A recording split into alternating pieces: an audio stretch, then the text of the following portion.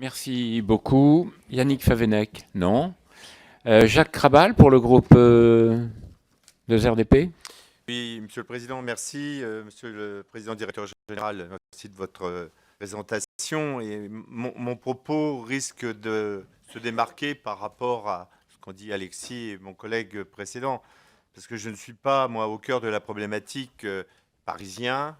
Je suis aux franges et j'aimerais vous rappeler que l'article 1 de la loi 2010 prévoit que le réseau de transport est étroitement interconnecté avec le réseau préexistant. Il précise il doit permettre des liaisons plus rapides et plus fiables avec chacune des régions de la France continentale et éviter les engorgements que constituent les transits par la région Île-de-France.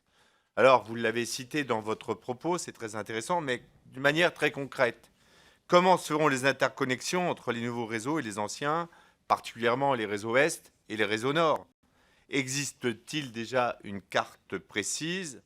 Et puis, vous avez parlé bien sûr du Charles de Gaulle Express, et c'est pour nous le développement de l'Est de notre région, de Roissy-Picardie, Gare de l'Est de Roissy, comment ça se met en œuvre, et nous y sommes très attentifs.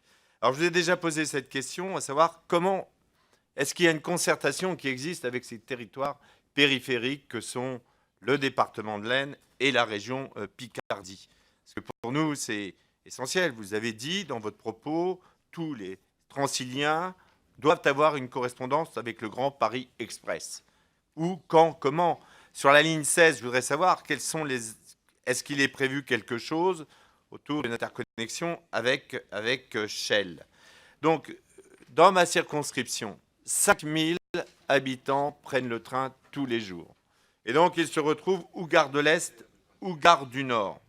Donc, vous comprendrez que nous sommes quand même très attentifs à ce projet, parce que les difficultés, c'est pas, ça a été dit par Alexis, c'est pas seulement le projet de l'Île-de-France, ça ne doit pas être seulement le projet de la capitale mondiale, ça devrait être le projet de la France également. Et je ne le sens pas forcément à travers votre expression. Ça ne vous concerne pas directement, mais je veux le dire, parce qu'il y a un tel malaise dans nos communes rurales aujourd'hui qu'il y a tant de désespérance, et le transport, et le coût du transport en est un. Savez-vous, pour un abonné qui bénéficie pourtant du Picardie Pass à Château-Thierry, avec une participation financière de la région de 70 euros, paye 180 euros pour venir à Paris, alors que s'il était dans l'Île-de-France, il paierait 70 euros pour circuler partout. Donc, vous n'êtes pas concerné directement, mais je veux le dire parce que je ne vais pas manquer d'intervenir sur ce sujet-là. Donc, monsieur le président directeur général, moi je souhaiterais qu'on puisse faire un point avec mes collègues axonnais pour vraiment voir si les territoires qui sont aux franges sont vraiment concernés comme nous le pensons, parce que c'est indispensable du développement global de la France et nous avons le sentiment que nous sommes écartés par ce grand projet qui doit nous mobiliser tous. Merci. Je vais maintenant passer la